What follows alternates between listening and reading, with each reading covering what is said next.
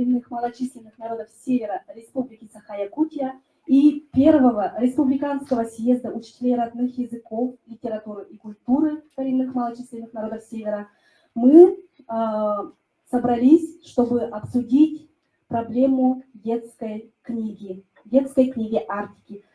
Будем обсуждать с разных аспектов, с точки зрения изданий, детского чтения, выявления и поддержки авторов, пишущих для детей.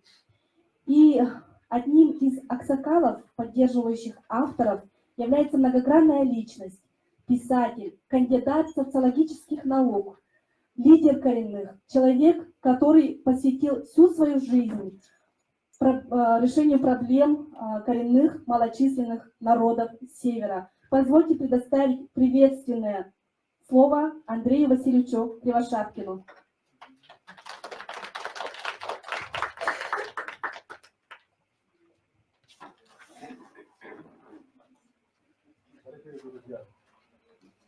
В эти дни нашей республики руководством лично Сергей Николаев организовали ряд мероприятий по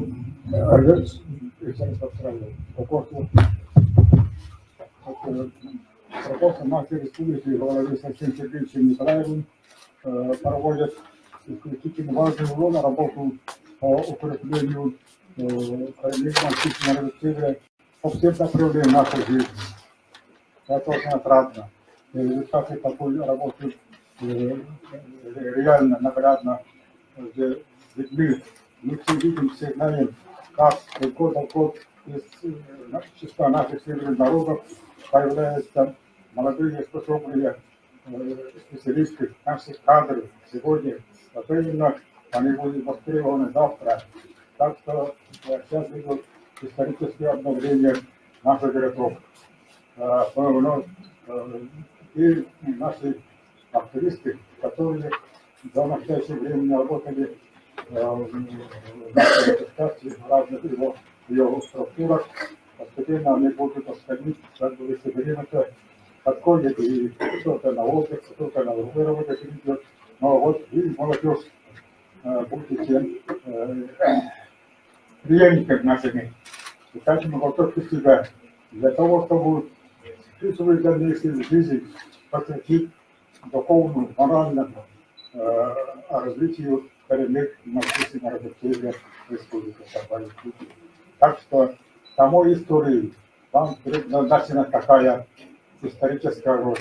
Этим надо дорожить, этим надо гордиться, и потом работать надо так, чтобы когда пройдут годы, десятилетия, и придет ваше время уходить на заслуженный отдых, и к этому времени вы постараетесь построить из себя достойную семью, чтобы жизнь народа Севера продолжалась, и духовное, культурное, образовательное развитие никогда, ни на один час, ни на один день, ни на один месяц, ни на один год не оставали.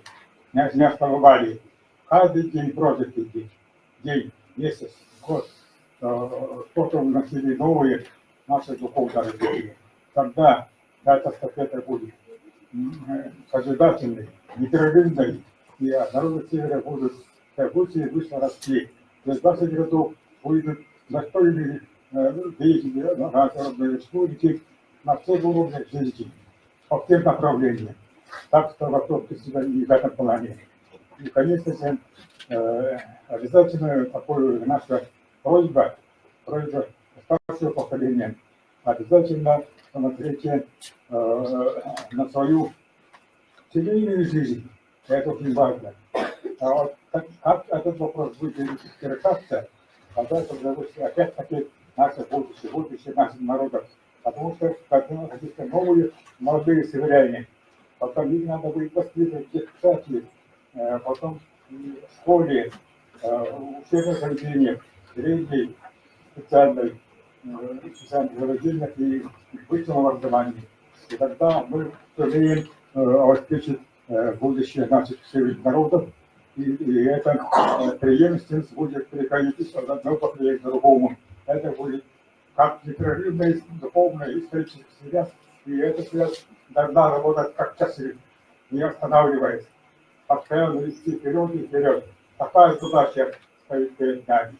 И решение этой задачи целиком и полностью зависит только от вас, от молодого поколения северян, от вас. Ни один другой дефект за вас эту проблему не решит. Так что будущее нашего народа, будущее нашего родного севера, в широком смысле слова, наш самый интернациональный север, люди разных национальностей, их дети, молодежь, взрослое поколение, вместе семья, работы, вместе семьей, и в этом направлении надо себя как-то работать так.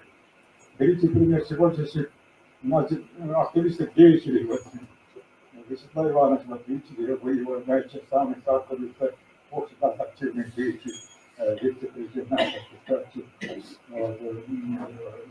Павел Львов, наша Александровна, вице-президент, снова перейти пример. Вот Михаил Александрович попадает молодой совсем, он его готовый срубиться буквально на любой области, на любой должности. А уже подготовлены это надо готовить кадр. Так что я бы хотел, чтобы такие люди у нас были как можно больше появлялись и пополняли кадры вывели нашей родной республики. Естественно, нам очень важно обращать внимание на семью народов Севера, на детей, на школы, на детсады, начиная, ясно надо интересоваться будущим наших северных народов. Потому что у нас требуется комплексная образовательная работа для подготовки наших будущих кадров.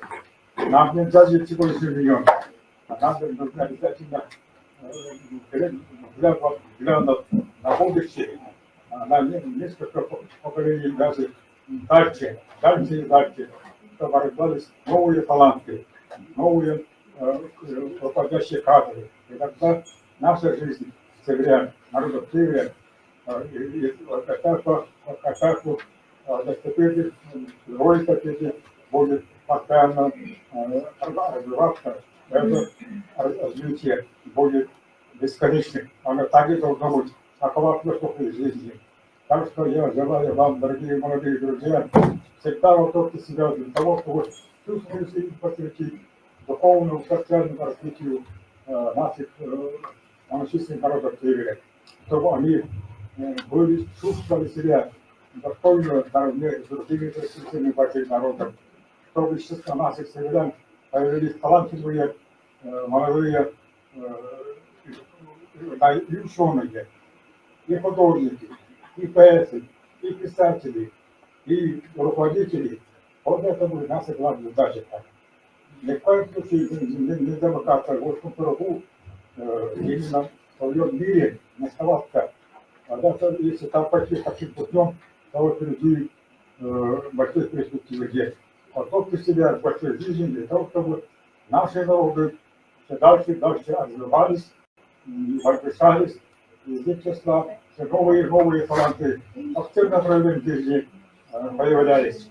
И чтобы они вносили свой вклад в социально-духовное развитие нашей родной республики, прославляли дружбу народов нашей родной республики и Российской Федерации.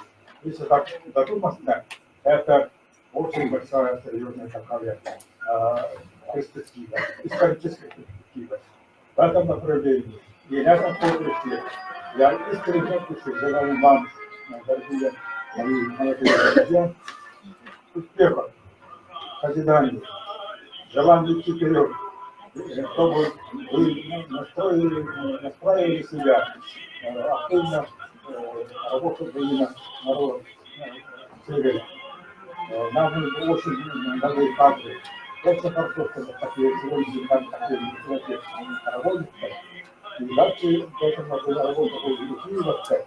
Будем учиться каждое наше мероприятие, каждое наше чего достигли, чего не поработали, и так будем совершенствовать свою деятельность.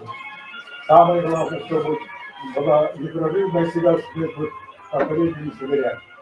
Если у вас какие-то трудности, Если вам нужна какая-то поддержка, как прожить какого-то государственного органа и так далее, если вы не сможете хотя бы просто что-то поставить или кому-то обратиться, вы можете в любое время обратиться к нашим активистам. Вот Михаил в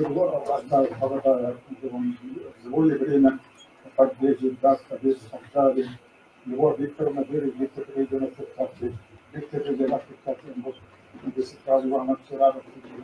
И, естественно, я всегда готов, всю жизнь я так и прожил, полагая нашим северянам. Так что это вся моя жизнь такая. Это, как говорится, моя судьба, мое кредо. И ко мне, если обратитесь, естественно, я не отгорожусь депутатом и прослежу мою судьба. Так что все молодые северяне, это наши, для нас, старшие как родные дети. Действительно, народ северян, вы одна большая дружная семья. Пусть будет так, сегодня, завтра, последующие дальнейшие пятилетия, дальнейшие десятилетия. И пусть это будет прерывная такая историческая связь. Давайте вместе будем созидать, работать, все силы, таланты посвящать развитию наших северных народов, естественно, всей нашей родной республики Саха и Пути. Будьте оптимистами, будьте трудовиками, каждый в своей области, будьте всемирными героями своего времени. И, естественно, я всем вам желаю естественного человеческого счастья. Дружите, друг друга поддерживайте, тогда никакие трудности вам не будут такими трудными, непреодолимыми. Вы одолеете все препятствия, все трудности, всегда будете чувствовать себя на высоте и будете знать, что у вас очень много друзей среди северян. И народы вам верят, вас поддерживают. Так что у вас есть серьезная задумочка, прекрасная и настоящая. И все будет прекрасное будущее. Так что впереди у вас большая жизнь. Народы будут смотреть и сейчас смотреть на вас с большой надеждой и доверием к вам относиться. На этом плане я от души желаю вам исключительно больших успехов. Главное, дружите друг друга. Поддерживайте те наших представителей, которые работают на разных участках деятельности и муниципальной, и государственной, и районных областях, и республики, в самом городе. Мы всегда будем вас поддерживать, в случае необходимости морально и активно поддерживать и помогать. Тогда верьте, так поддерживали вам успехов и нашим художественным мероприятиям, и завтра, и последующие дни. Всегда думайте, значит, как вы здесь встретились и участвовали на мероприятиях 8-го съезда коренных малочисленных народов Севера. Завтра национальное заседание, и там дальше наши силы двигаться безостановочно. Как говорится, как часы в нашей жизни работали. Будьте счастливы, будьте здоровы, будьте успешны, еще раз повторяю, во всех сферах нашей жизни. Народы Севера вам верят, вам доверяют, надеются на вас. И вместе с вами, и, естественно, с вашим руководством, они надеются и хотят этого дальше идти рука об руку по жизни. Всех благ, здоровья, счастья, любите друг друга, поддерживайте друг друга. И тогда никаких трудностей вы не почувствуете. Жизнь поставится еще более желанной, еще более такой необходимой для вашей жизни. Давайте, дорогие друзья, дорогие молодые друзья, будьте успешны еще раз, будьте смелы и решительны. Всю жизнь, всю свою силу, энергию, больше свое сердце, свои пути, целиком и полностью посвятите коренным малочисленным народам. Когда жизнь действительно наладится и у вас, и у нас, народов, жизнь будет еще более желанием. Будьте успешны, дорогие мои друзья. Спасибо за внимание. Андрей Васильевич. Дорогие друзья, мы напоминаем о регламенте выступлений. Приветственные выступления у нас до 5 минут, выступление докладчиков до 7 минут. После выступления докладчиков вы можете задавать вопросы и вносить предложения в рекомендации круглого стола, которые мы вам раздали. Экземпляров там не каждому, наверное, досталось, поэтому, пожалуйста, передавайте друг другу. Все вопросы, касающиеся Арктики и по делам народов Севера, у нас в республике курирует профильное министерство. И сейчас я хочу предоставить слово заместителю министра по развитию Арктики и делам народов Севера Республики Саха-Якутия Михаилу Александровичу Погадаеву. Добрый день, уважаемые сородичи, уважаемые участники круглого стола. Позвольте всех сердечно вас поприветствовать от имени Министерства по развитию Арктики и делам народов Севера Республики Саха-Якутия.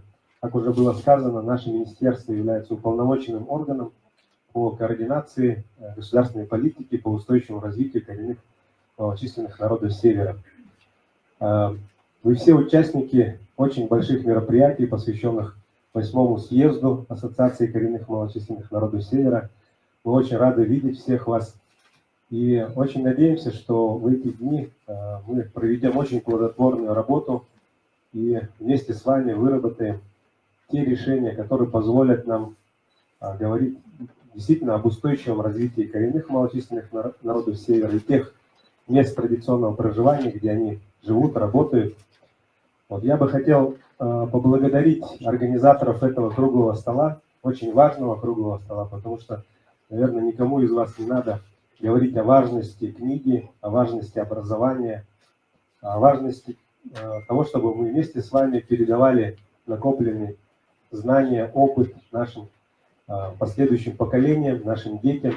Это, наверное, для каждого человека самое важное в жизни. Его семья, его дети, его будущее. Поэтому через книгу, через работу наших писателей, поэтов, мы это все должны передавать, то, что передали нам наши предки. Поэтому круглый стол очень важен, и мне бы хотелось здесь отметить, что у нас в республике делается многое для того, чтобы сохранить наследие коренных малочисленных народов Севера. Издаются книги, реализуются различные проекты по сохранению языков и культуры коренных малочисленных народов Севера. Конечно же, очень часто этой поддержки и помощи недостаточно, да? Но тем не менее, я бы хотел отметить сегодня, что на уровне правительства Российской Федерации главой республики было принято решение, наш Илдархан Айсен Сергеевич Николаев принял решение о возобновлении государственной программы по поддержке государственных и официальных языков Республики Саха-Якутия. На сегодняшний день сумма порядка 100 миллионов рублей выделяется на проекты по сохранению языков в нашей республике. И достаточно много проектов касаются развития именно языков коренных малочисленных народов Севера. Многие из вас являются участниками этих проектов, инициаторами. Вот. До этого в нашей государственной программе Министерства по развитию Арктики и делам народов Севера мы также предусматривали средства на издание литературы на языках коренных малочисленных народов Севера. Издавались книги наших писателей. Вот. Но в связи с принятием новой государственной программы по языкам, конечно, уже в нашу госпрограмму не входят мероприятия по изданию литературы.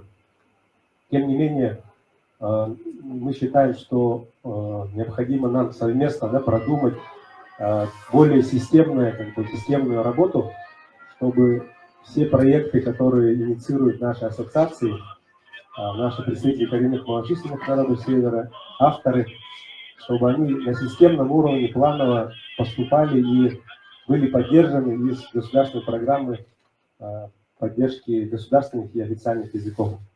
Потому что очень часто мы подходим к этому делу не системно, да, то есть когда вот есть какой-то готовый проект, мы его туда подаем, он получает финансирование и так далее. Но нет такой плановой системной работы, поэтому я очень надеюсь, что мы вместе с вами будем более тесно сотрудничать в этом направлении.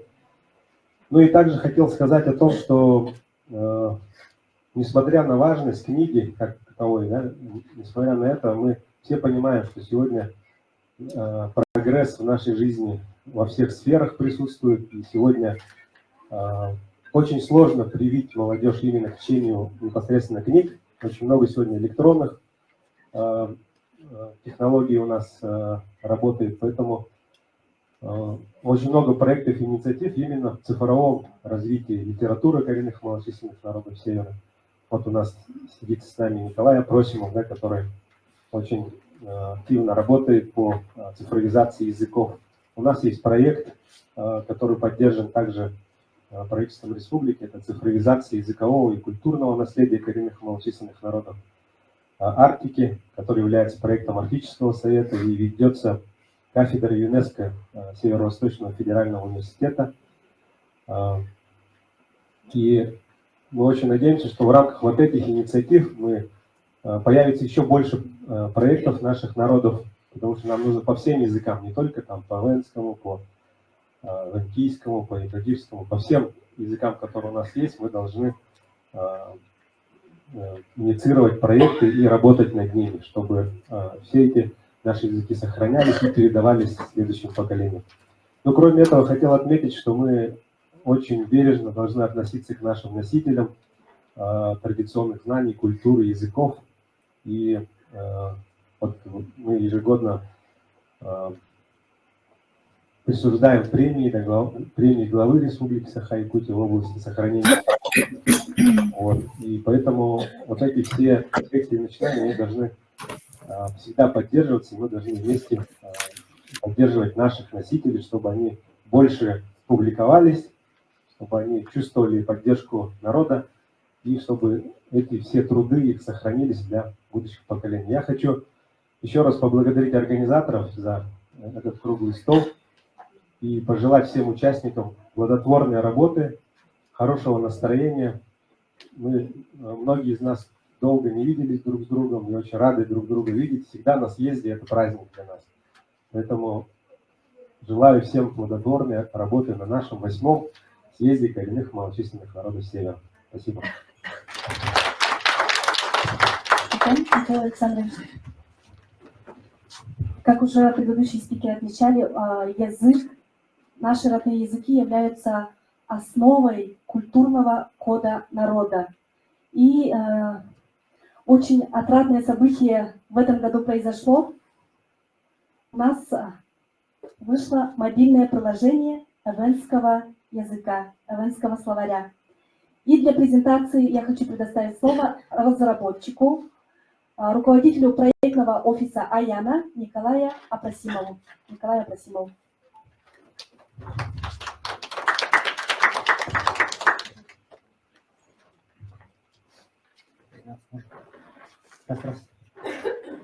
Индубекил, гигабит Николай Апросимов.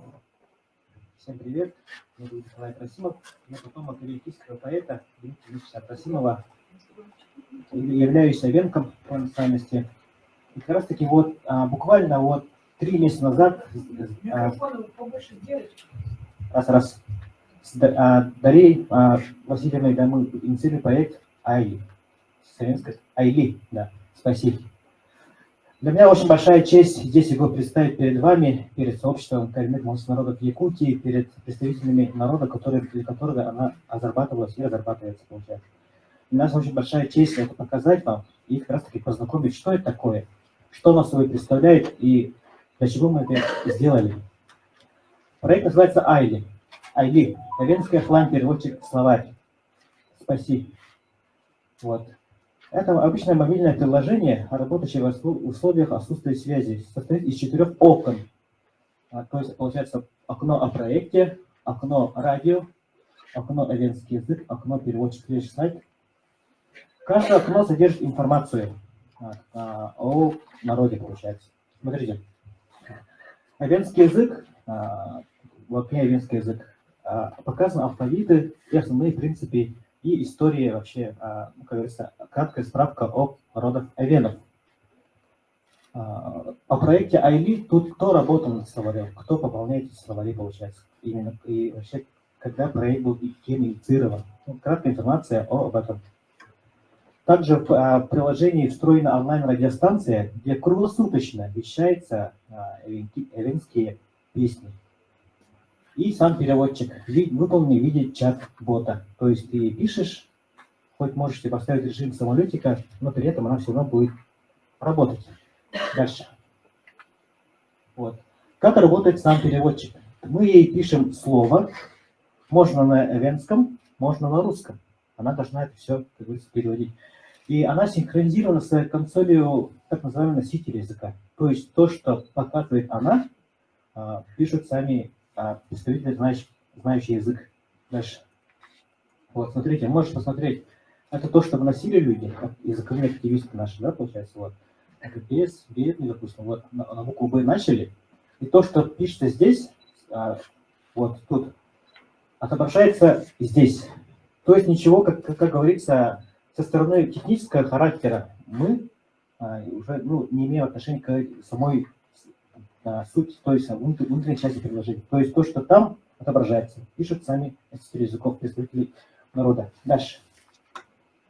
Вот. В настоящее время по состоянию на этот день, то есть 11 декабря, да, 15 декабря, сейчас введено 2841 слов, и он пополняется ежедневно. И мы хотим уже в течение года уже пополнить весь словарь. Мы планируем, у нас амбициозные планы, и как раз таки сейчас дальше об этом я расскажу далее.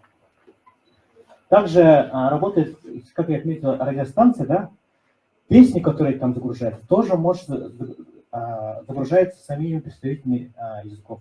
То есть это могут быть ваши песни, ваши такое. Как раз таки нужно будет просто либо отправить нам заявку, либо сами можете, как раз таки, мы можем предоставить вам доступ к консоли, чтобы вы могли свои песни прокрутить. Вы просто его туда грузите, она потом выходит в эфир. А это приложение, как раз таки, вот радиостанция работает в фоновом режиме. Послушая эвенскую песню, можно будет работать с переводчиком. Дальше. В чем же преимущество этого данного решения? В том, что работа в режиме отсутствия связи, да? То есть хоть в тайге, хоть где-нибудь там в местах, где нет связи, можно будет все равно ознакомиться с эвенским языком в виде чат-бота. Можно править, если допущены ошибки. Ошибки, они все равно будут, получается, да? Можно будет править, и как раз-таки, как в Википедии. Потому что, как говорится, бывает, что человек все равно ошибается при переводе слов. Бывает, что не знающий язык, точнее, не лингвист может вести слова не так. Лингвист может взять и подправить. Третье, можно добавить свои диалектные группы. Это у нас эвенков тоже та же есть. У нас очень много диалектов, мы как курсы по всей стране распространены. И очень много конфликтов бывает в плане подтверждения каких-то слов. И можно прям такие кластеры, какой-нибудь диалект можно будет включать. А если мы, допустим, одно слово, да, имеет 7 вариантов перевода, одно слово вводится, и 7 вариантов все выходят сразу с указанием диалектных групп. Четвертое, можно добавлять любые символы, включая лексические знаки, то есть это апостроф, какие-нибудь морфологические, лингвистические правила, которые, как говорится, поймет и сам лингвист, не только обычный человек. То есть там как раз и в той консоли, которую я показал, можно вводить любые знаки, которые могут понадобиться для, как раз таки, для уже научного обоснования и строения слов. И пятое. Создается корпус языковой разметки для будущего искусственного интеллекта. Ну, сейчас об этом поподробнее в следующем слайде я быстро пройдусь. Там дальше. Это вот следующий слайд. Вводимые данные сохраняются в формате XML. Это уже как раз таки наш пройденный путь, это наша гордость нашего проектного офиса Аяна. То, что вводится там, это для нас буквы и символы получается, а для нас это код, это разметка уже. XML является диалектом IML, который позволит создать в будущем виртуальных собеседников, чтобы то, что в перспективе, то, что ведет носитель языков, вот эти вот машины, то есть Алиса, Маруся, да, колонки, все эти умные устройства могут заговорить на вашем родном языке в любой точке мира. То есть получается, это уже работающая перспектива. То есть мы не только мы презентуем именно само приложение, мы презентуем вам именно инструмент для сохранения языка военного, именно как инструмент. И в будущем то, что вы напишете, то, что вы внесете, может услышать любой человек на нашей планете. Дальше. И я хочу отметить о том, что технологии, они уже ждут нас со протертыми объятиями и предлагают огромные возможности. Я пока хочу все-таки признаться в том, что пока мы не осознаем именно, насколько они могут быть для нас полезны, насколько они могут быть для нас, как говорится, тем драйвером, который мы хотим каждый год обсуждаем. Именно вот это вот поможет нам именно не только знать родной язык, но и осознавать всю его ценность, всю его, как говорится, вот это вот, то, что мы держим в себе, то, что мы держим в себе, то, что мы говорим, то, что мы хотим сделать, все это можно сделать при помощи технологий. Мы хотим все-таки, чтобы вы присоединились к этому. Если у вас есть желания, пожелания, вопросы или какие-нибудь замечания, может быть, мы всегда открыты к этому. И лица нашего проектного офиса и с Дашей Васильевной мы будем работать. И как раз таки, если вы хотите присоединиться к внесению слов, мы можем вам предложить эту возможность. Как раз таки по линии ESG мы можем запросить средства у промышленных компаний, чтобы они как раз таки могли еще дальше поддерживать тех людей, которые вносят туда слова. Мы уже как раз таки по этой линии, по этой сфере мы уже работаем. Это уже модель, которая уже работает и может запоминать. Дальше. Вот QR-код на скачивание в Play Market. К сожалению, из-за известных событий сейчас в App Store очень сложно публиковать, но ничего страшного. В ближайшее время мы выпустим и вариант для айфонов. Спасибо за внимание.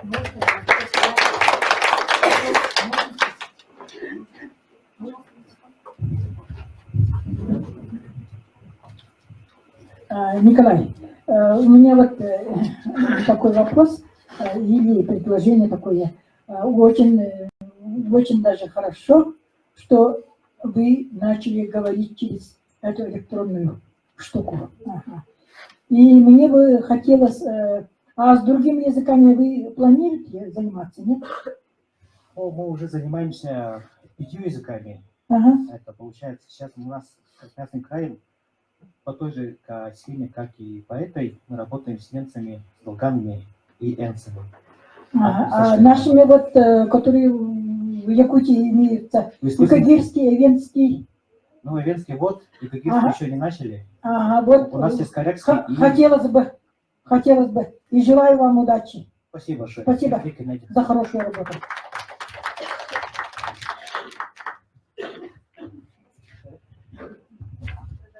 Спасибо большое, Николай. Еще раз давайте поаплодируем. Вопрос? Ну, Николай, конечно, вот за предложение мы очень восхищаемся вами, что вы создали такой первый, наверное, из числа коренных народов. И, конечно, мы вот первое начале вашего проекта Жиганский район вам помогал, да? Вот у меня такой вопрос. По венкийскому, как-то вот мы хотели бы изучить именно венкийский язык, да? У нас вот мы вмешательство эвенский, венкийский, какой вот иногда путаем. И очень сложно нам, например, вначале обучаться в этом. Какое у вас предложение? Эвенкийский язык уже доступен и в искусственном интеллекте, и без искусственного интеллекта тоже есть. А я на офлайн есть, в Play Market тоже можете скачать. Там уже порядка 40 тысяч слов уже есть, получается, свой корпус данных. Также есть версия с искусственным интеллектом, тоже также в Play Market есть. Могу после конференции могу вам показать ссылки, где можете их скачать для изучения. Спасибо. На каких еще площадках будете? Мы практически во многих площадках. Нет, на все из них уже. Мы уезжаем уже. Еще вопросы, предложения? Поднимите руку. Болгарский язык постоянно работаете, да? Да, с Таинским автономным округом сейчас. Так, ее зовут Виолетта. Вот я не могу точно сказать. Виолетта и Ксения. Вот я не могу по фамилии Нужно сказать. работать с этими специалистами вот более активны. Таймурда? Ага, да, именно так. И наши говорят тоже отдельные, арабский тоже наши тоже отдельные. Вот как раз таки нужно будет консоль этого добавить, потому что мы как раз таки можем любые диалектные группы уже именно по группам, по кластерам включать любые диалектные группы уже по долганскому. У нас презентация будет в феврале долганского переводчика. Следующий год. Николай, у меня вопрос тоже. Да? Во-первых, я хочу выразить огромную благодарность за свою работу. Вот. И сказать, вот, наверное, мы сами вот, не специалисты в IT-технологиях, иногда до конца не понимаем. Когда ты говоришь, что вот искусственный интеллект, она сама обучается, сама пополняет языки, вот, может быть, немножко про это расскажешь, я хотел попросить. Да? И вопрос, вот этот Айли, она уже доступна, да? Можно сказать? Вот в Play Market можете скачать, попользоваться. Там, правда, сейчас слов не совсем много, но вот как раз языки активисты каждый день выполняет. Насчет искусственного интеллекта, ну, это прям, если выйдет из регламента, могу подробнее вам. Очень долго рассказывать, я понял. Ну, просто коротко, что люди сами могут там добавлять что-то, оно начнет учиться, искать в интернете и пополнять свою базу данных. Дело в том, что в искусственный интеллект нельзя будет добавлять. Вы добавляете сейчас тут, получается, в эту консоль, и как эти данные соберутся в огромном количестве, мы уже их загружаем в искусственный интеллект уже. То, что скажет машина уже, это уже как раз таки ваши данные будут. Потом уже нужно будет редактировать искусственный интеллект, это будет очень сложно.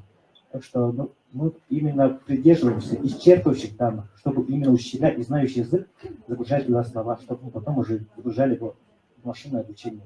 А для машины главное данные, она как раз кушает из огромного количества данных, которые вы будете вводить. Николай, вот можно, вот я вопрос Лидии Николаевны немножко озвучу по-другому. Вот человек, который не знает язык, но хочет его изучать, вот он скачал, но там слова и так далее. Вот что ему надо делать, вот, например, вот с этим приложением, вот у него, например, в мобильном телефоне, что ему надо делать, чтобы телефон, вот эта вот программа начала с ним, я не знаю, разговаривать или еще что-то. То есть он, например, вот просто это, понимаете, вот в повседневной жизни, вот люди, которые не владеют языком, вот как с этой программой им работать. Алисой пользуетесь? Алиса или Марусей? Вот как раз и в Алисе Аяна есть, можете это включить. То есть просто к нему по-русски обращаешься. Алиса, привет, включи мне навык русско-венкийский переводчик. И Алиса говорит на венкийском языке полностью. Это венкийский язык, если что. Это вот для того, чтобы то, что я говорю. То есть даже человек, который не знает язык, вот так вот он просто обращается к этой программе, вот, к своему телефону. И вы просто с ним начинаете с телефоном говорить. Вы к нему по-русски обращаетесь, чтобы он вам обращался по-венкийски. И то, что я напрямую говорю, она напрямую переводит. Она не нужно ее спрашивать, как будет трава, как будет небо. Она будет узнавать слово «как будет». Она будет переводить ваш вопрос. Понимаете? Не нужно так спрашивать. Нужно говорить именно трава, небо, волосы. Да. И то, что вы говорите, прямо она это будет переводить. Короткими предложениями. Правда, там дата еще небольшая, но в целом она справляется. Да, прямой перевод. У меня такой вопрос. А вы как работаете? У вас грантовая поддержка или как? Нас поддержала компания «Золото начально» в этом, именно по проекту IB. Но в целом она началась с грантового проекта, получается. Как раз в этом мире через НКО Лагун, Дзиганского вуза мы начинали. А сейчас мы работаем напрямую уже ищем сами средства и разрабатываем. А как, если у вас выйти в рабочем порядке? Да, бесплатно. Да, в рабочем порядке выйти у вас? Можно. Можно, да? Интересный человек вышел. Норильский никель его выкупил уже почти. Пока еще не. Да, действительно. Николай, Дарья, да, я бы хотела и от себя лично, да, и от нашей общественной организации Союз Авенов, Анатолий Платонович тоже скажет, выразить вам огромную благодарность, потому что сегодня в такой знаменательный день, именно 12 декабря, День Ассоциации коренных малочисленных народов Севера, мы все наши сородичи, ну и другие, да, представители других народов, мы впервые вот увидели на самом деле вашу работу. Работа на самом деле еще продолжается, как Николай говорит, да, прекрасная работа. И хотелось бы вот что сказать, да. Вот тут у нас очень много моих сородичей, эвенов. Ну, не секрет, что могут возникнуть там, в принципе, и вопросы. Но самое важное здесь то, что, значит, здесь можно диалектные особенности эвенского языка. Тут очень много у нас спорных вопросов в этом плане. Диалектные особенности и литературный язык, все это можно сюда вносить. И никаких вот каких-то спорных моментов здесь не возникнет, да. И это прекрасно, что учитывается вот такой момент. И действительно, да, каждый желающий, каждый носитель родного языка, того или иного диалекта, он может зайти и там что-то, в принципе, вот на консоли добавить, да? Мы понимаем. Да. И, конечно же, поэтому в этом плане это действительно очень-очень такое вот событийное для нас дело, мероприятие, вот эта вот презентация. Но что касается Николая, он сам, в принципе, мы все его знаем, но кто его еще не знает, это человек российского масштаба, большого такого масштаба, да, который работает с другими регионами, которого знают на больших площадках, российских площадках. И постоянный он участник очень больших таких российских мероприятий, в том числе вот то, что касается и цифровизации, и создания каких-либо вот таких вот приложений. И поэтому, значит, вот в этом плане для нас это они сделали огромный задел. И здесь зависит в том числе и от нас, чтобы вот пополнение фонда, словарного фонда, да, вот завершилось, ну, хотя бы вот в ближайший год, да, ну, в этот год, скажем так. Это зависит. И здесь работает, у Дарьи есть команда, которые ей помогают, работают, это наши носители языка, да. И очень надеемся, что в течение вот этого года работа будет сделана. И на самом деле, еще раз повторяю, мы очень-очень, я, допустим, очень горжусь, что моя коллега по общественной деятельности, Дарья Васильевна, как человек очень активный, да, она взялась за это дело. И я очень благодарна вам, Николай, что вы тут же откликнулись и что вы работаете в тандеме на самом деле. И мы надеемся, что действительно через год уже у нас там будет энное количество, энный, значит, словарный состав, он будет пополнен. И желаю вам дальнейших успехов. Дальнейших успехов. Ну, а все остальные, кто вот даже не умеет, много вопросов, да, появится, ну, дети-то, молодежь быстро освоят, ну и мы, скажем так, и старшее поколение, и среднее поколение, с нашими детьми тоже быстренько все это освоим на самом деле. Так ведь? Так что, на самом деле, очень такое вот дело вы затеяли, очень большое. Просто для нас действительно сегодня историческое событие. День ассоциации. Спасибо большое. Спасибо большое. Николай, я теперь хочу свой вопрос озвучить. Вначале я как бы перевел вопрос Лидии Николаевны, для того, чтобы ответить, да? А сейчас я в прошлом году, когда был такой проект 100 интервью к столетию, да, я такой высказал в своем интервью, которое давал на Национальной библиотеке, такую идею высказал, что я вижу развитие технологий в будущем, в том числе как для блага для наших языков, например, такое.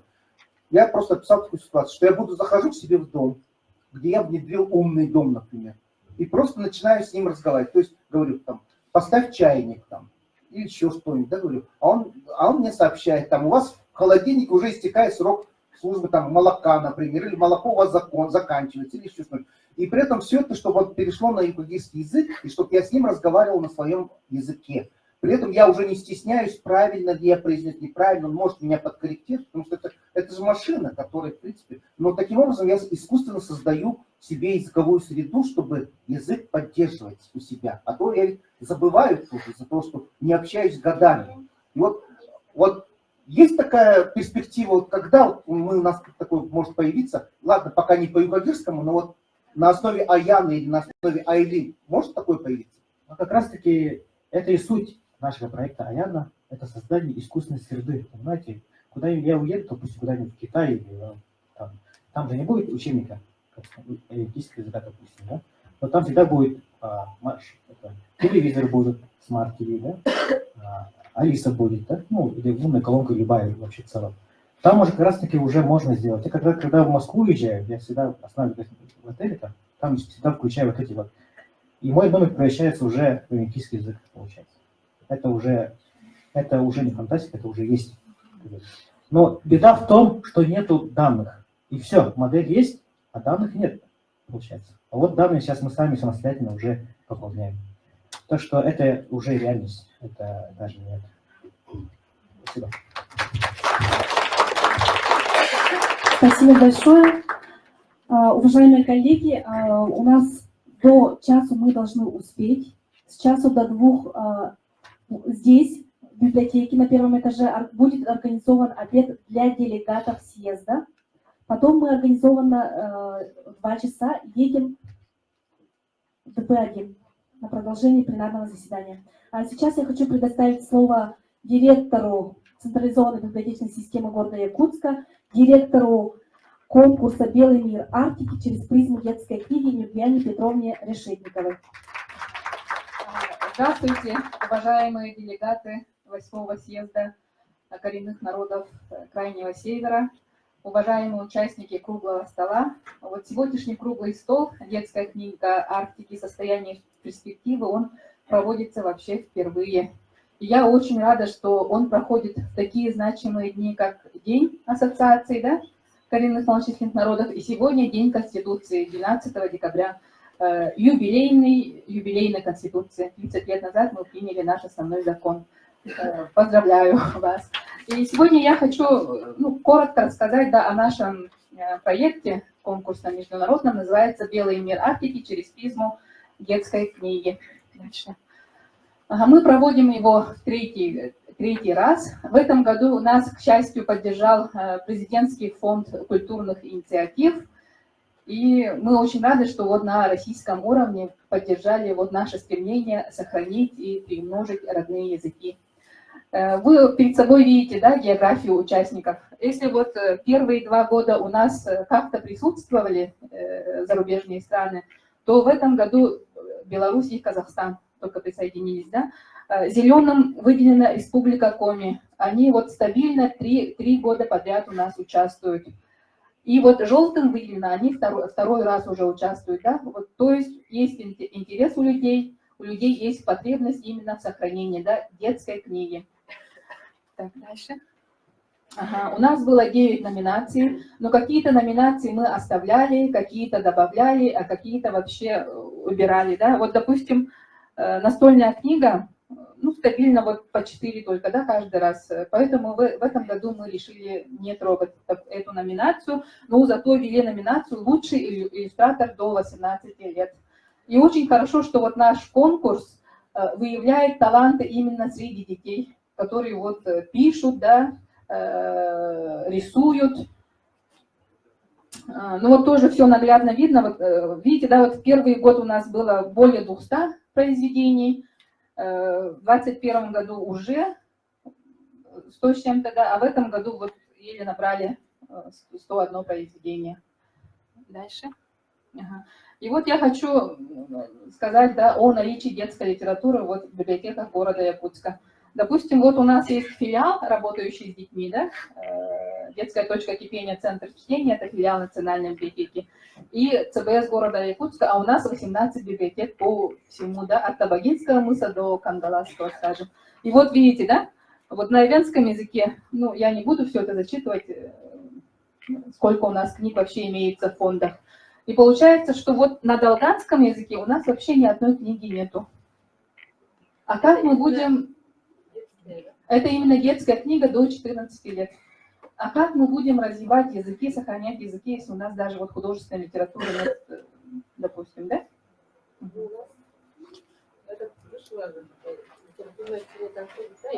Поэтому я Литературное чтение тоже. Литературное чтение это уже как учебник же, да? Больше. Просто художественная литература. Да, именно художественное, потому что вот любовь к чтению, воображение, да, это все же все равно через художественную литературу передается.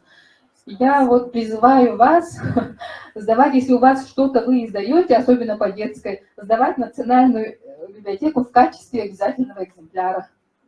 Хорошо? Так, ну на этом я закончу. Если какие-то вопросы есть, можете задать. У вас в конкурсе животные, да? Ну вот мы уже думаем, потому что вот вы уже видите, да, динамику. Год от года у нас становится меньше произведений, а писатели у нас штучный товар. Это как вдохновение, да? От 0 плюс можно. Да. До 14, до 18 даже, до 18 лет. Ага. Я прошу вот обратить внимание на наш конкурс в последующем, когда мы будем его проводить, да. Я ожидаю от вас большой поддержки. Потому что, вот, видите, да, некоторые регионы вообще, они даже не откликаются, даже не пишут в ответ. Хотя многие говорят, что у них вообще не издается, да, книг на родных языках. Ну, вот, географию вы уже наглядно увидели, да. Так что давайте мы с республики начнем работу вот над детской литературой. Спасибо. Можно спросить, да, вот с произведениями победителей что делаете? Победители имеют возможность бесплатно издать в электронной библиотеке Национальной библиотеки. Электронно только, да? Только электронно. Ну, издание это очень дорогое удовольствие. Хотя бы в электронном виде это сохранится, оно открытое, вы в любой момент можете взять и прочитать. Я вот очень рада, да, что Николай и Дарья очень такое уникальное приложение придумали, да, что язык действительно же не умрет, если вы тем более будете добавлять, да, по языкам. Здорово, вообще восхищена. Спасибо. Я хочу от имени нашего НКО «Сетись», да, «Достигай», вручить небольшие подарки нашим писателям, нашим активистам, да, по работе с языками, с бытом, с укладом.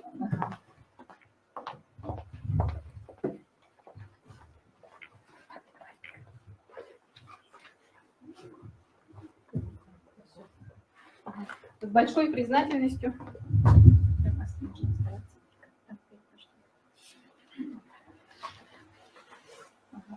С большой признательностью я хочу вручить наши небольшие подарки. Да? Вот здесь у нас стакан. Это наследство гранта мы сделали. Так. Такая книга и ручка. Все ложим вот в такой шопер. И с большим уважением и признательностью, Андрей Васильевич.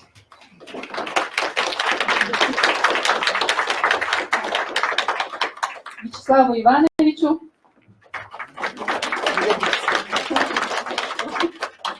Так, Николаю. Желаю вам больших успехов. Так, Михаилу. Он у нас участвовал в конкурсе его произведения. И я хочу особо отметить Михаила Александровича, да, вот он с самого начала, с 2021 года поддерживает нас в качестве эксперта. Спасибо большое.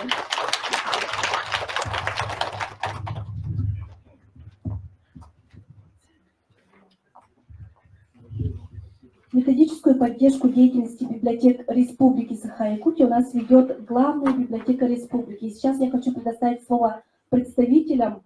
Это Байтуновой Светлане Иннокентьевне, руководителю научно-исследовательского института чтения, и Дранаевой Ирине Александровне, заведующей филиалом детской точки кипения «Центр чтения».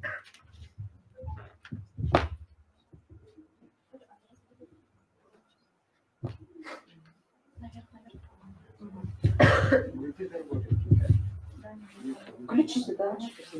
Ага. Нет, нет. Что это?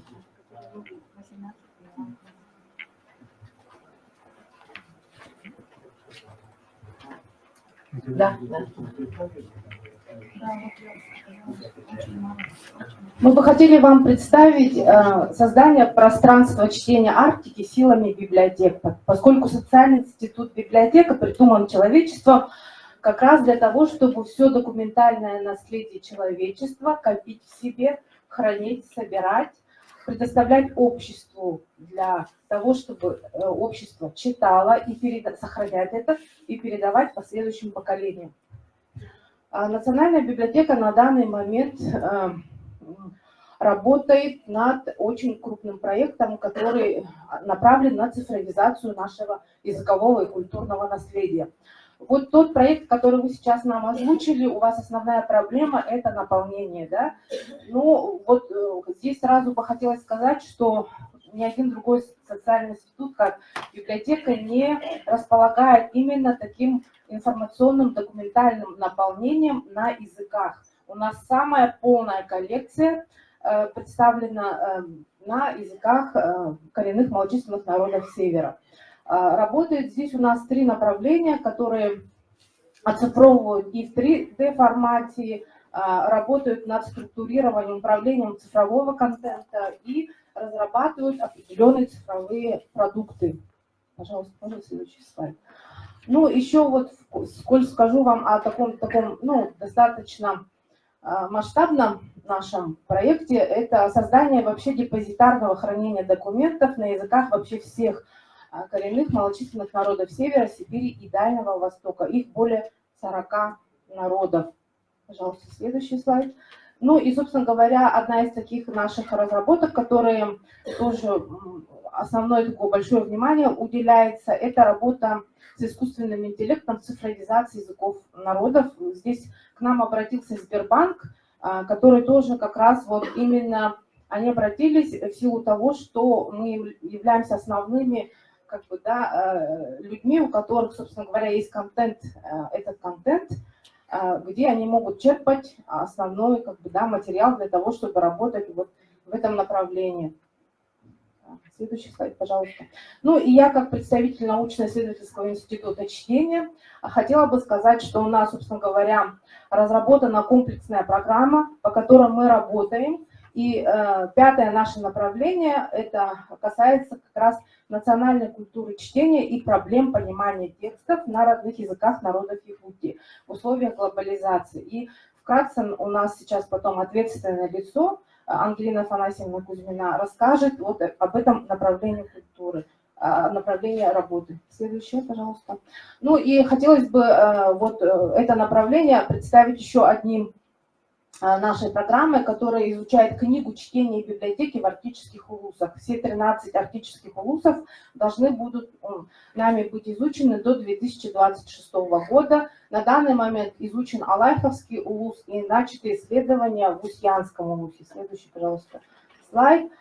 Ну, это проводилось исследование экспедиционной полевой экспедиции в прошлом году, в этом году. Следующий, пожалуйста, слайд. Здесь, конечно же, самое главное, это было изучение инфраструктуры чтения в улусах, в которых мы посещали, значит, вот эти самые арктические улусы. Следующий слайд, пожалуйста. Ну, тут мы применяли всевозможные различные методы исследования, встречались с общественностью, встречались с представителями культуры, образования, и, значит, местными союзами писателей, издателей, которые существуют на местах. Следующий слайд. Работали также не только со взрослыми, но и, собственно говоря, с детьми, подростками, использовали игровые проективные методики. Следующее. И брали, конечно же, биографическое интервью жителей арктических сел, краеведов, библиотекарей, общественных деятелей, учителей и педагогов. Следующее. Ага. Ну и, собственно говоря, конечно же, анкетные опросы проводились. Следующее. Различные методы, включая и включенные наблюдения. Так, следующее. Следующее нужно. Угу. Следующее.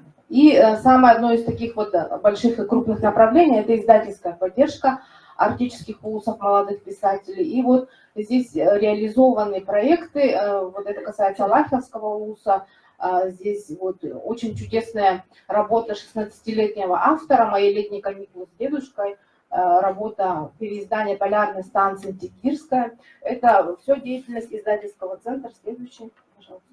И это все издания, которые уже на данный момент либо готовы, либо готовятся к печати. Они все, конечно, в цифровом таком формате. Это все касается Алайховского вуза. То есть вот такая работа, собственно говоря, ведется. И следующий слайд. И еще и социальный проект долгосрочный, это когда курируется ребенок до его совершеннолетия, формируется его личная библиотечка. Следующее. И, конечно же, мы хотели вот поговорить о трансформации того, как мы видим вот этот самый конкурс. Пожалуйста. Добрый день, коллеги. Я пару слов скажу о международном конкурсе.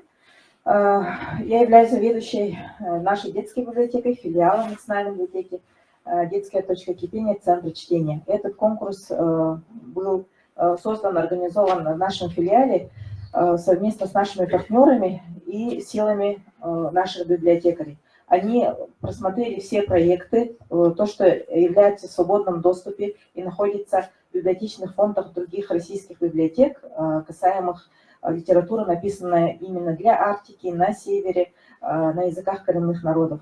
Дальше. В 2021 году, как Юлия Викторовна сказала, вот была большая таблица, у нас самое большое количество регионов и международных стран именно в первый год было, в 2021 году, и с каждым годом все меньше и меньше.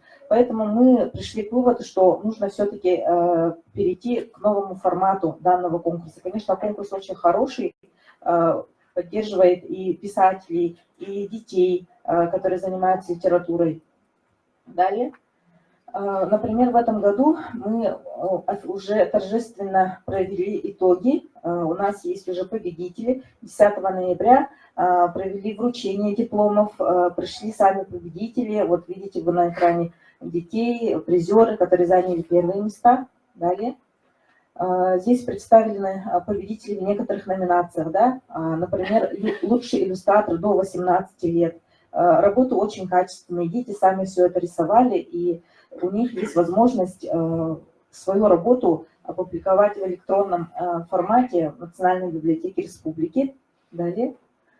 Лучшее произведение до 18 лет у нас победителем стал вот Дворец детства имени Авдеевой в городе Якутске. У них была коллективная работа «Чудесный остров Кижи», а также поощрительный приз, диплом был у нашей студентки СВФУ, которая в прошлом году принимала участие, когда ей было 17 лет, и сейчас стала студенткой первого курса. Очень интересная работа, традиционное жилище.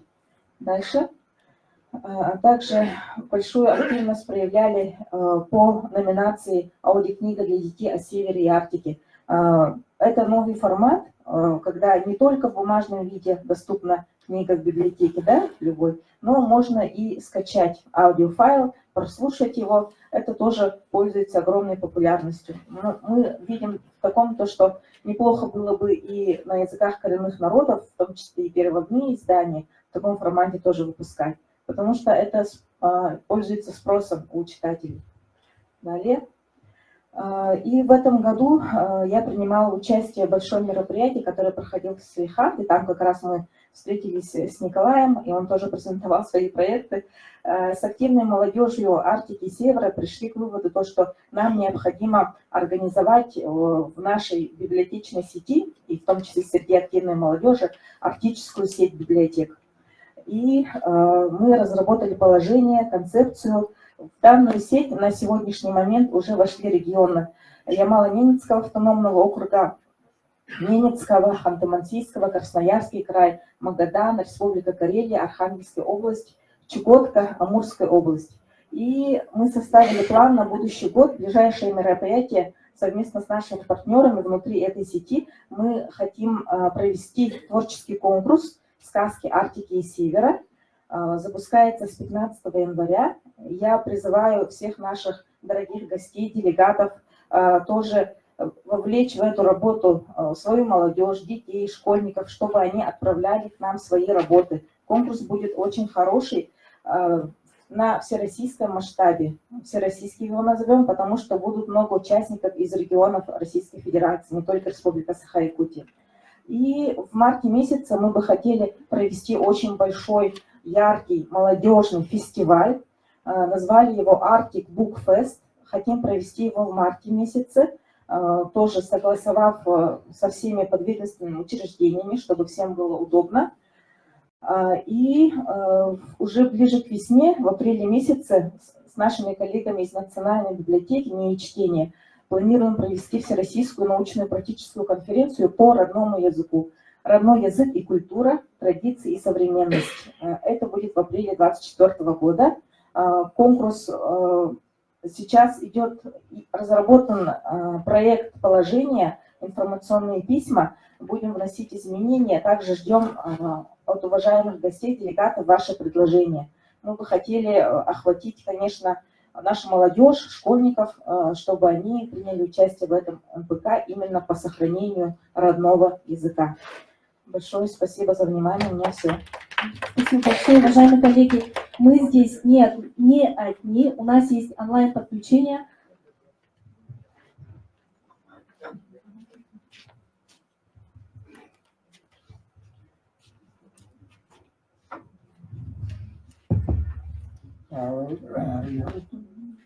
Товарищи, дорогие организаторы, вы очень здорово, профессиональном уровне, много очень интересного рассказали.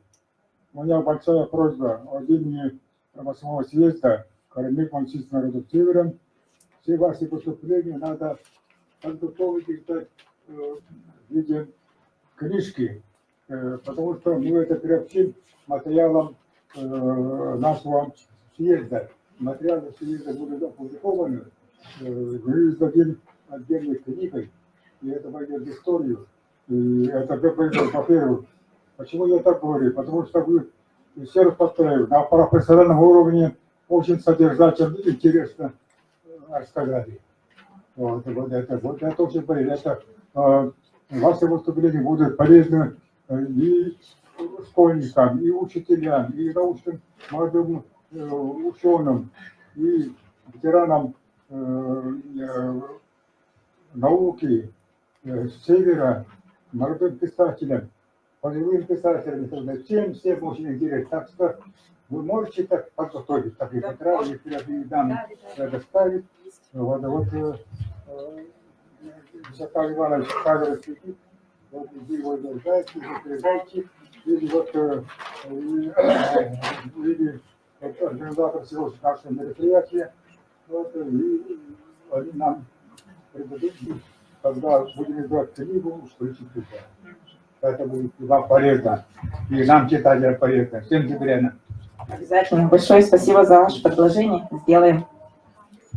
Спасибо большое. У нас есть онлайн-подключение из Красноярской краевой детской библиотеки. Опытом издания детских книг по программе поддержки книг и издания в Красноярском крае поделится Елена Вячеславовна Морозова. Елена Вячеславовна, вы на связи, да? Попрошу включить видео и звук. Нужно нажать на кнопку «Войти в эфир». Все, мы вас видим. У нас, очень извиняюсь, у нас время идет, поэтому выступление спикеров сокращаем до 3 минут. Здравствуйте, уважаемые коллеги. Вас приветствует Красноярская краевая детская библиотека, заведующая отделом электронных ресурсов и справочно-библиографического обслуживания. Нам бы хотелось с гордостью рассказать вам о проекте программы поддержки книг, о проекте «Книжное Красноярье». Если официально, то конкурс на предоставление краевых социальных грантов на осуществление издательских проектов. Это уникальный в масштабах страны проект по поддержке издания книг местных авторов. Грантовая программа действует с 2007 года, и на протяжении уже 16 лет в рамках ее издано более 200 книг, из них 29 книг, это без учета 2023 года, для детей и подростков. Основной тираж изданных книг отправляется в библиотеки безвозмездно, то есть бесплатно, причем не только в краевые библиотеки, но и в сельские, и не только в краевые городские, но и в сельские, и в районные. Ну, подробные условия вы можете ознакомиться Я кратко их сейчас скажу, но подробные условия ссылку я дала на сайте, официальном портале Красноярского края, и электронные версии всех изданий, о которых я буду говорить, на сайте кратко газеты «Наш Красноярский край». То есть там PDF-форматы всех изданных книг. PDF – это значит, то есть не просто текст, а все иллюстрации, то есть макет книги, как она выглядит. Итак, какие номинации, условия и номинации участия в конкурсе? Ну, условия четко определены, то есть автор, желающий издаться, не подает заявку на экспертный совет как физическое лицо, а может подавать заявку только юрлицо, то есть издательство, осуществляющее свою деятельность на территории Красноярского края. То есть если писатель хочет, чтобы его книга была издана, он ищет издательство, которое хочет его издать, и, соответственно, с его печатью подает не только заявку, но и макет будущей книги. Возможно, там макет будет на доработку отправлен. Вот перед вами номинации, останавливаться подробно не буду. То есть книги эти краеведческой направленности местных авторов. Ну, в частности, вот наша номинация «Юным красноярцам о родном крае». Вы видите, какие принимаются заявки на ее участие. Критерии, по которым производится отбор. Отбор производит экспертный совет, который учрежден указом губернатора Красноярского края. В него входит директор научной библиотеки, представители законодательного собрания, в частности, входил и вице-спикер законодательного собрания, входят писатели и издатели. Ну вот критерии, по которым отбираются произведения, то есть это должна быть прежде всего литература качественная по содержанию и по оформлению. Оформляются издания также местными художниками. Цель, конечно, это и поддержание творчества местных писателей и художников, но в приоритете это нужды и польза для Красноярского края.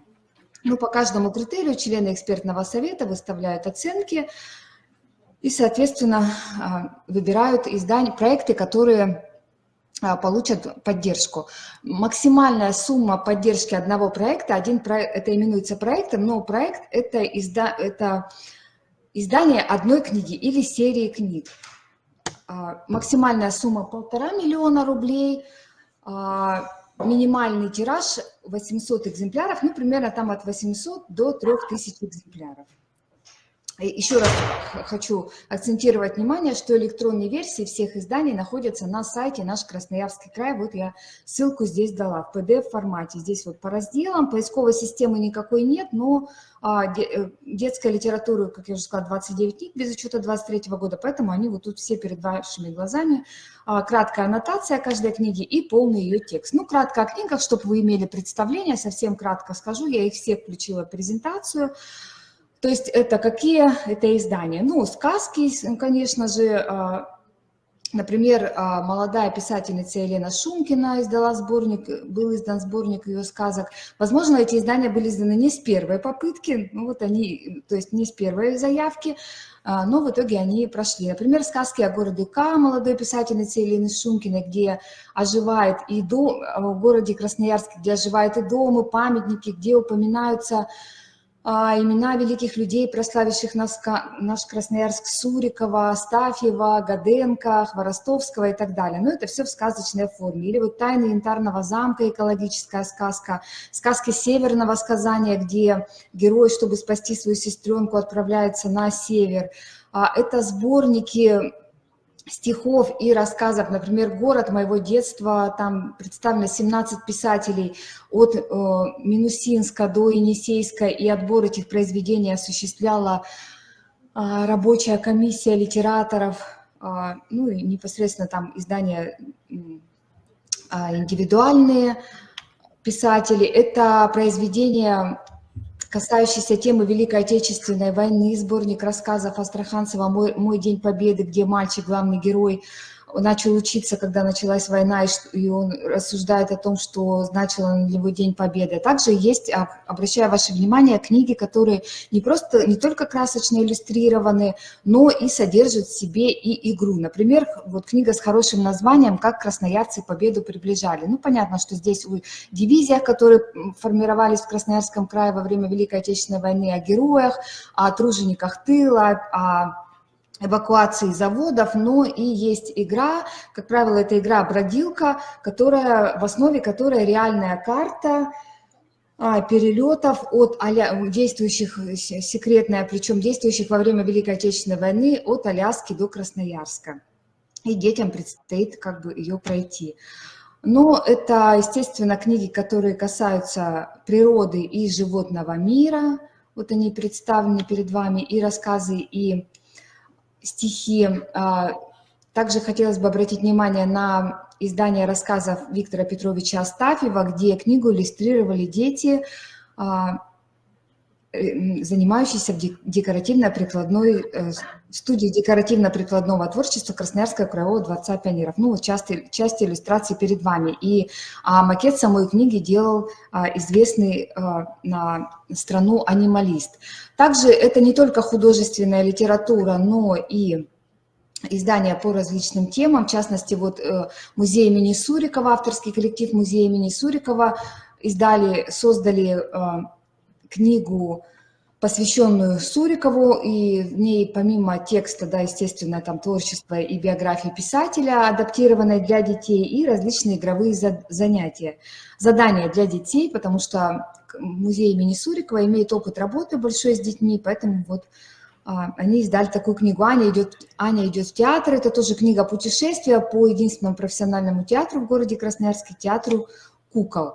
Вот также книги с играми, ну, путешествия по заповедному краю, то есть это животный природный мир нашего края, историческое путешествие, кто живет в нашем крае, то есть это национальности, которые в нашем крае, сокровища Красноярского края, о наших природных ресурсах. Есть издания «Научные ответы» на различные вопросы. Например, красноярец задает вопрос, как там система ГЛОНАСС может помогать, спутниковая система ГЛОНАСС может помогать в поиске пропавших людей. И вот как бы ученые дают ответы на эти вопросы. То есть это такая научно-популярная литература для подростков. У нас время поджимает. Да, все. Ну, вот, и закончить мне бы хотелось. Ну, то есть я думаю, вы поняли, да? То есть это различные издания, которые достойны внимания, которых отобрали эксперты. И закончить мне бы хотелось словами спикера 2017 года Заксобрания Алексея Клишко, что у меня есть внутренняя убежденность, что работая над проектом «Книжное крестьяние» мы очень много сделали, выдержали высокую планку исполнительского и организационного уровня. Смотрю на эти книги, и мне не стыдно. Без нашей программы все эти замечательные книги не увидели бы свет. Ну все, что я хотела сказать. С книгами, еще раз говорю, вы можете ознакомиться по ссылке, которую я вам дам. Спасибо большое. Вы можете эту презентацию нам отправить, чтобы мы могли... Да, конечно. На почту. Хорошо, спасибо. Сейчас я хотела бы предоставить слово молодой юкагирской писательнице Владине Гавриловне Куриловой, младшему научному сотруднику отдела северной филологии Института гуманитарных исследований. Она у нас тоже подключена онлайн. Владина Гавриловна, пожалуйста, нажмите на кнопку «Выйти в эфир». Все, мы вас видим. Видно, да? Хорошо, спасибо. Добрый день, уважаемые участники круглого стола. Сегодня я хочу выступить с сообщением о юкагирской детской литературе. Известно, что юкагирская литература зародилась в 30-х годах, в 1930-х годах, с повести Теки Адулока «Жизнь Интергена-старшего» в 1935 году. Повесть представляет произведение детской литературы, рассчитанной на средний и старший школьный возраст. Написано на русском языке, тем не менее в полной мере отражает весь спектр юкагирской и чукотской культуры. Следующий период развития юкагирской литературы происходит в 1960-х годах с творчеством писателей Семена Курилова и Гаврила Курилова «Улуро-Адо». Их рассказы продолжили традицию, заложенную Теки Адулоком. Первым печатным произведением на национальном языке стала сказка-поэма «Улуро-Адо», сказка о человеке и красном звере «Кёде Меру Ньол». С 1970-х годов в юкагирской литературе развивается творчество детского писателя, поэта и фантаста Николая Курилова «Окат-Бэй», драматурга, писателя и поэта Геннадия Дичкова. Произведения Николая Курилова на юкагирском и русском языках рассчитаны на разные возрасты, от младшего школьного до старшего возраста. Творчество Геннадия Дичкова отличает направленность на средний и старший школьный возраст. В начале XX века появилось творчество Николая Неустроева, пишущего юкагирские сказки на русском языке, произведения на юкагирском языке для детей стали писать Акулина Стручкова и Любовь Демина. В этом 2023 году было издано мое произведение о юкагирской культуре «Волшебные сны. Легенда о древних душах Нуни» с указанием возраста для детей с 12 лет. Можно сказать, я продолжила традицию юкагирской детской литературы создавать произведения для подростков на русском языке. По своему опыту могу сказать, что, несомненно, для писательства необходимо знание родного языка, фольклора, культуры и литературы. Тем не менее, творческая фантазия, умение на бумаге выражать мысли, идеи, чувства и образы, создавать картины литературным художественным языком развивается в полной мере тогда, когда начинающий литератор чувствует поддержку не только от братьев по перу, но и в обществе. Поэтому важно создавать различные литературные организации, при которых молодые авторы могли бы проходить литературную учебу и продвигали свое творчество. В целом, юкагирская детская литература отличалась тем, что в основном писалась на русском языке. На юкагирском языке писали и пишут Гаврил Курилов, Улуроводо, Николай Курилов, Любовь Демина. Юкагирская детская литература отличается этнической идейностью, историзмом и национальной колоритностью. Несмотря на то, что авторы писали на русском языке, они сумели практически эквивалентно отразить в своих произведениях самобытность и поэтичность национального языка. В современном периоде юкагирская литература может развиваться и как переводная литература. Нам нужно перестать вводить ограничения для начинающих литераторов, как возраст до 35 лет для участия в различных литературных проектах и развивать площадки для литературного обучения. Это было мое большое сообщение о юкагирской детской литературе. Спасибо за внимание. Спасибо большое, Владимира Гавриловна. Ваше предложение мы зафиксировали в нашем протоколе. Уважаемые коллеги, предложение для включения в проект рекомендаций мы ждем на почту info@cbs.ru или же можете мне по WhatsApp отправить. И сейчас у нас 2 докладчика осталось. Я попрошу буквально на минуту, на 2 выступить. Сейчас я хочу предоставить слово председателю Союза АВНов Республики Саха-Якутия Анатолию Платоновичу Степанову. Напоминаем, что у Анатолия Платоновича завтра состоится презентация книги в мэрии в 5 часов. Пользуясь случаем, всех приглашаем. Здравствуйте. Я очень кратко хотел бы выступить. Мне очень понравилось вот то, что делает Николай Апросимов. Я с ним давным-давно знаком, оказывается. Он одноклассник моей дочки. Они вместе школу заканчивали. Но не в этом суть. А суть в том, что мне понравилось то, что можно туда добавлять свои слова, то есть диалекты. А в венском языке 4 диалекта и 20 говоров, если не больше. Поэтому очень хорошо, если вы нас научите, как это делать, я к вам выйду еще. И я ему говорю, мы уже с ним до этого еще говорили, разговаривали, я его очень благодарен. И второе. Вот Дарья Васильевна сказала, завтра у меня будет презентация книги, 2 книг. Один называется «Рассвет и закат Тунгуса Маньчжурова», поэма на русском и на венском языке. И 2 книга «Эвенско-русско-английский словарь в картинках». Но этот словарь, конечно, мы будем еще доделывать. Мы пока взяли за основу одну. И выйдет всего где-то 100 экземпляров, что ли, пока временно. Пока нужно было грантовые деньги освоить, поэтому быстренько это сделали. Потом уже потихонечку будем дальше работать. Это картинный словарь, словарь в картинках мы написали со своей женой Светланой Павловной. И будем дальше дорабатывать. Ну и с издателями мы уже об этом уже договорились, как это будем делать дальше. И еще для Николая я хочу сказать, я когда-то в интернете запустил русско-эвенский онлайн-словарь. Можешь в поиске просто так написать, и там найдешь. Вот там тоже около 3000, что ли, слов пошло.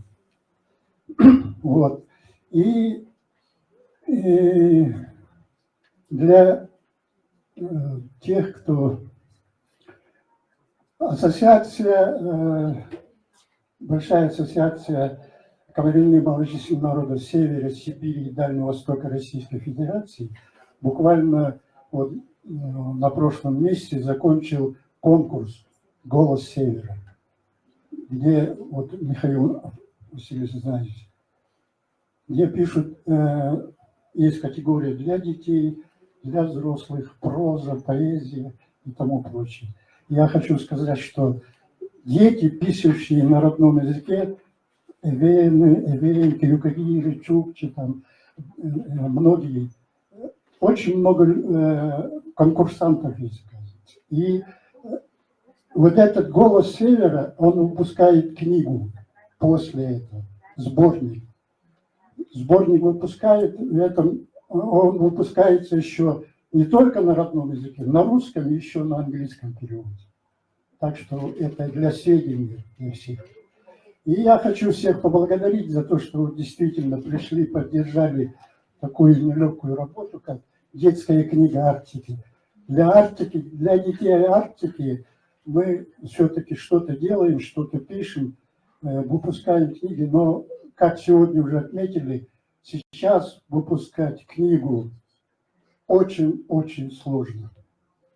Это надо искать спонсоров, это с кем-то договариваться, издательством и так далее. Я очень рад, что вы все-таки здесь сидящие заинтересовались именно детской книгой Арктики. Спасибо.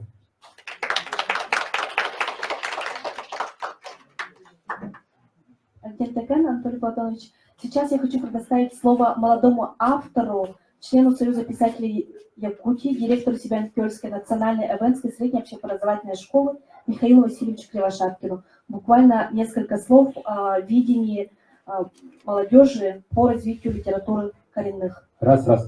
Ай Идамич, Тонкари Андрей Васильевич, Михаил Александрович, Ай Идамич, Тонкап Тедяню, Боганю, Бо, и kita то такие атакут там умерял.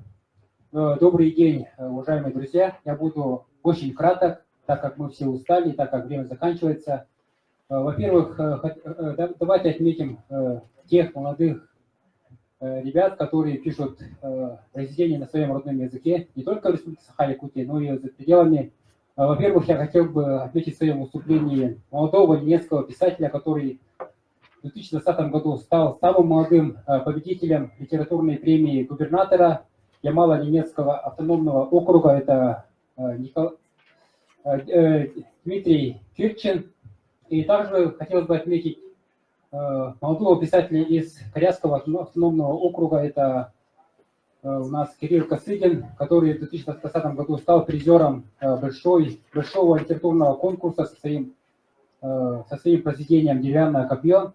Также у нас в Якутии хотелось бы отметить нашу Дарью Васильевну Мартынову, которая в 2019 году стала лауреатом престижной международной премии «Астана», и также Галину Курилову, которая сегодня перед вами выступала.